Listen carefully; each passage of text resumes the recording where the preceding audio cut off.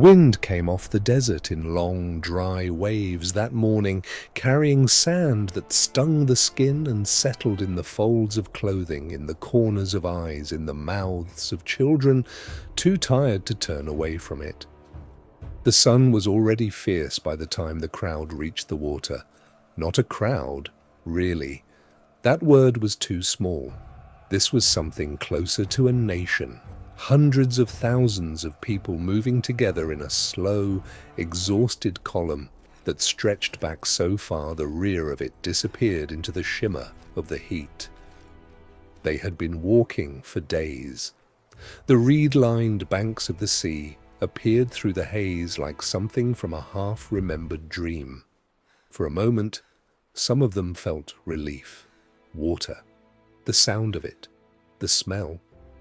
After the dust and the heat and the long nights sleeping on open ground, the sight of it was almost beautiful. Then they stopped, and they understood. There was nowhere to go. The sea stretched out ahead of them, wide and grey-green and completely indifferent. To the north and south, the terrain turned hostile. Behind them, the sound was already reaching the back of the column. A deep, rhythmic percussion carried on the wind, not thunder.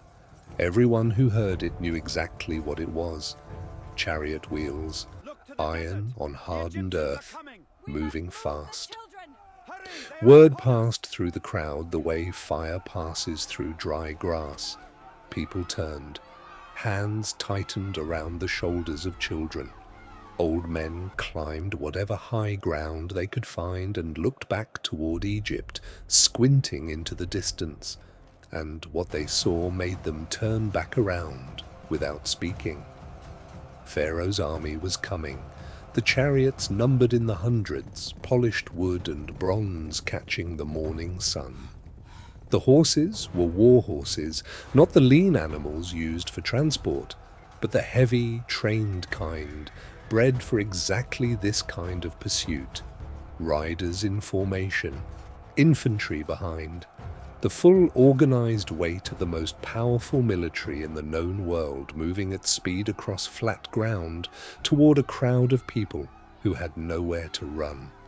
The panic moved through the assembly in waves, voices rising.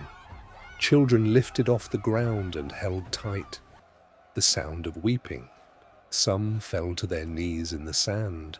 Others pushed toward the water as if they might find some path along the shoreline that hadn't been there a moment ago. There wasn't one. Moses stood at the edge of the water. Ancient accounts describe him as standing apart from the crowd, still, while everything around him was collapsing into fear. The wind was pulling at his robes. The sea was directly in front of him. According to the texts, he raised his staff over the water. What happened next has been carried inside human memory for more than 3,000 years. The wind changed. Not gradually, not in the slow, natural way that weather shifts.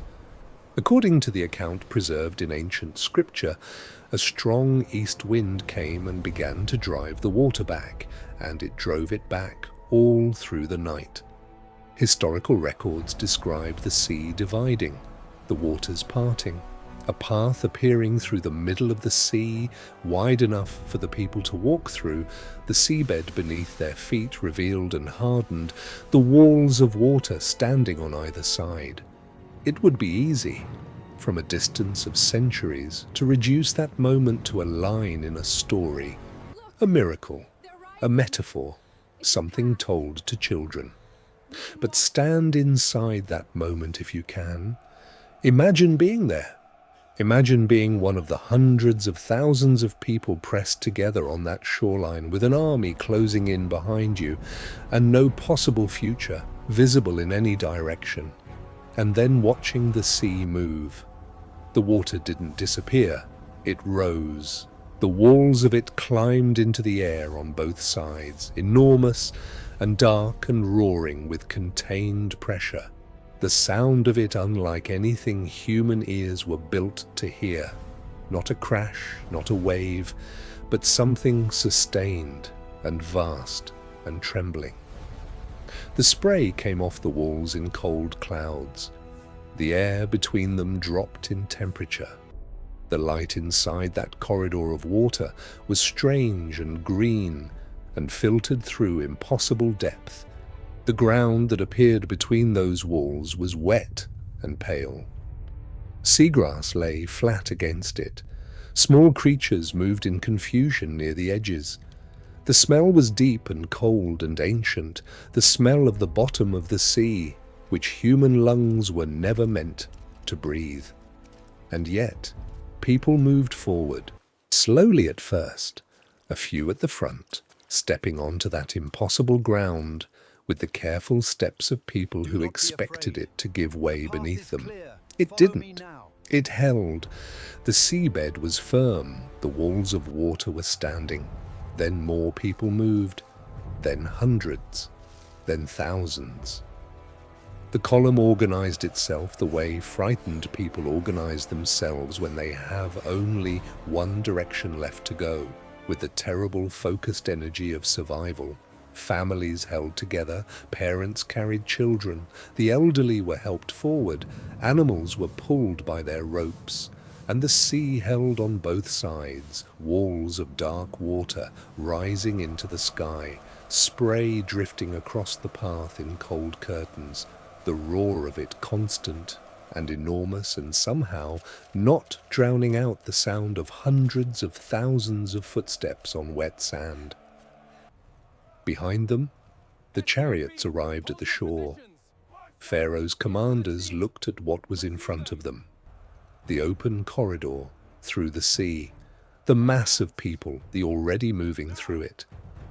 By the account preserved across centuries, the decision was made to follow. The chariots moved on to the seabed.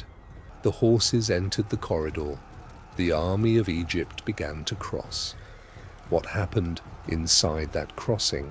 The confusion, the slowing of the chariot wheels, the way the ground began to change beneath the weight of the army. Ancient texts describe it in terms of divine intervention. The wheels of the chariots began to come off. The horses panicked. The formation broke. And the commanders, according to the account, understood in that moment that something had turned against them. The far shore was already visible by then.